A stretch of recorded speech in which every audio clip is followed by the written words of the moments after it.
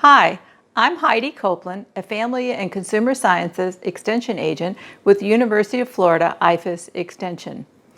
Earlier today, my colleague Sam Kennedy showed you how to cream a mixture of butter and sugar.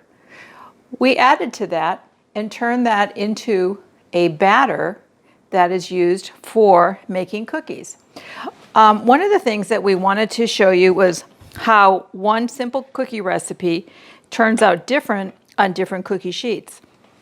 Some people interchange a sided pan for a cookie sheet, and although these cookies turned out great, I do think the ones on the cookie sheet without the sides do have a little bit more crunch, you see that, than the ones that are in the pan with the sides. So the ones on the side are just a tad bit softer and they're just a little bit less brown.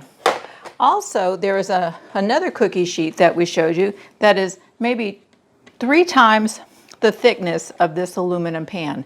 This is aluminum and this is aluminum, but the gauge is different.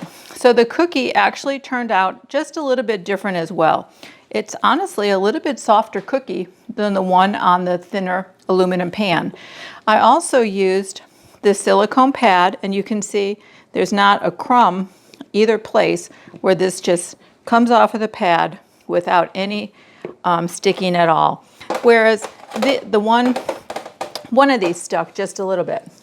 And then the fourth way that we bake the cookies is we bake them on a stoneware pan. This stoneware pan, actually now on a cooling rack, these cookies turned out beautiful. The color is perfect. There is a little bit of soft crunch to them. But overall, I think this one recipe, the cookies baked very similar on the different pans that were used. Thank you.